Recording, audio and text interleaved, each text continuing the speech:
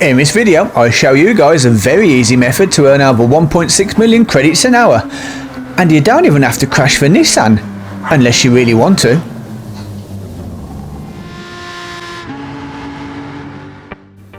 And obviously, let's start off with the car. And it's this one, the Nissan R32 GT-R Nismo 90, which is one of the 3 cars released in Gran Turismo's latest update. It is also still available in the second-hand dealership, so I recommend you go and buy yourself one before they sell out, because this is a very good car.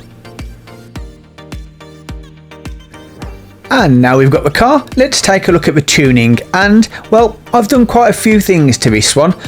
First of all, I'll say you're going to need the racing hard and full wet tyres, fully customisable suspension, fully customisable differential and fully customisable ECU.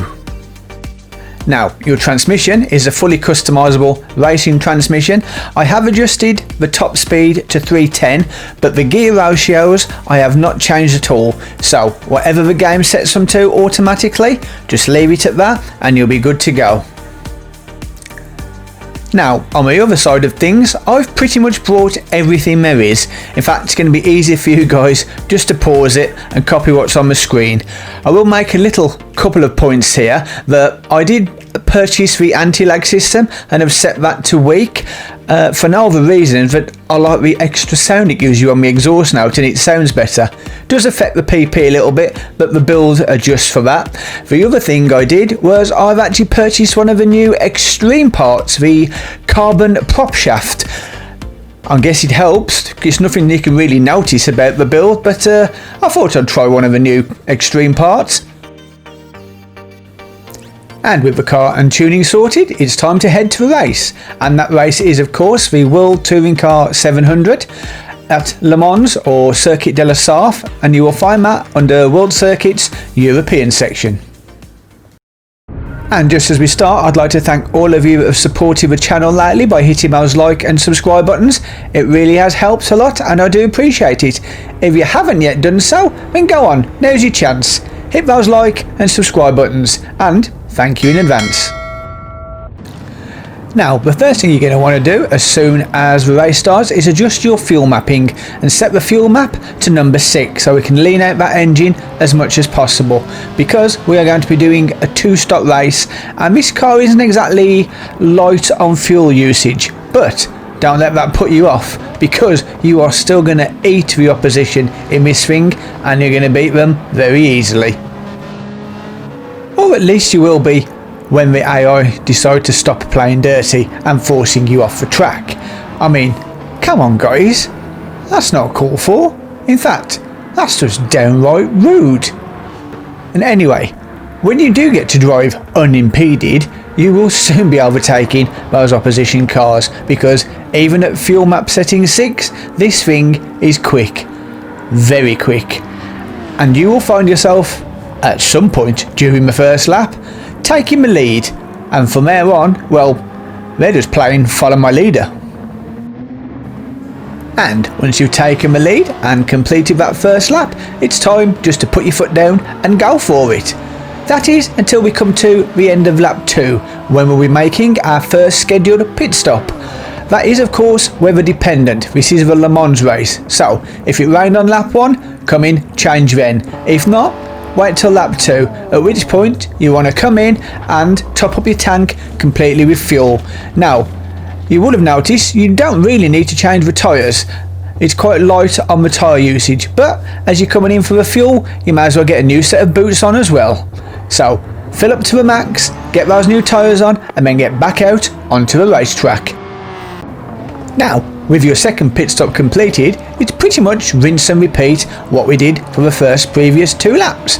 Put your foot down and go for it. Okay, I have one person to overtake. You may not. But the only thing you've got to do now is keep an eye on the weather radar, because it's the Le Mans race. It's going to rain. In fact, normally for me, it rains about the end of lap 2, lap 3. And this kind of caught me out a little bit, because I've only ever had one dry race in this game before, and so I was wondering where my rain was. In fact, it was that dry that I'm going to skip ahead now to the end of lap 4, where you can see the sun has come back out, the track is perfectly dry.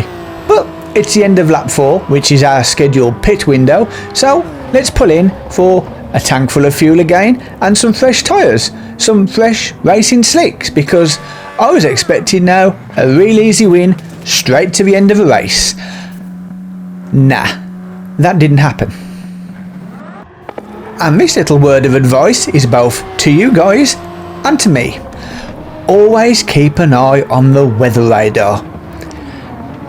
And I should know that, I've raced this track so many times, but as you can see, lap 5, it's nice, the sun's out, the track's dry, and yet in the space of half a lap it went from sunny and dry to cloudy and raining.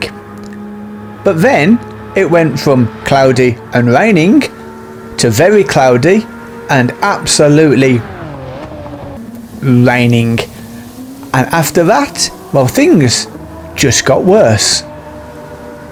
And no, a powerful car, slick tyres and a wet track are not a good combination. But if you think it was bad for me, you should see what it was like for the AI. Now, we all know the AI in Gran Turismo can't drive in the wet, and they certainly can't stop in the wet. Well, at least until they hit something in front of them. And, well, I'm fairly sure that's not meant to be a car park. And now we finished laughing at the AI, it was time for an unscheduled pit stop for a set of fully wet tyres. And, well, be fair, don't worry if you do have to make an unscheduled pit stop in this car.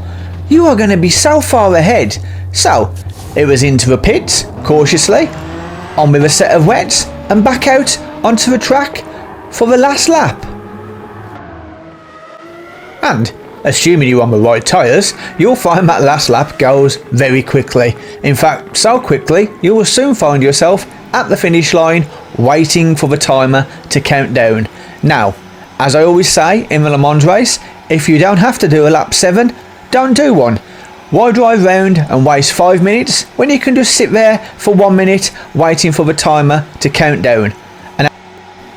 And so, just keep an eye on your timer, wait for it to click down over the magic 30-minute mark, and as soon as it does, pull forward for what was a very easy win. And I'm seriously not joking when I said it was easy. Even though we got took out by the AI, even though we got caught out by the weather, even though we had a massive crash, we still had time to wait at the finish line for about a minute, and we still finished nearly 2 minutes ahead of the opposition. Now come on, that's got to be the easiest 825,000 credits you'll ever earn. So there you have it guys, definitely the easiest of the new update cars to earn credits with, and honestly, a fun car to drive. Anyway, I hope that's helpful, and I hope you've enjoyed the video. If you have, please smash the like and subscribe buttons on your way out, and I will see you guys in the next video. For more great videos like this one, follow this link. Thank you for watching, and I will see you in the next video.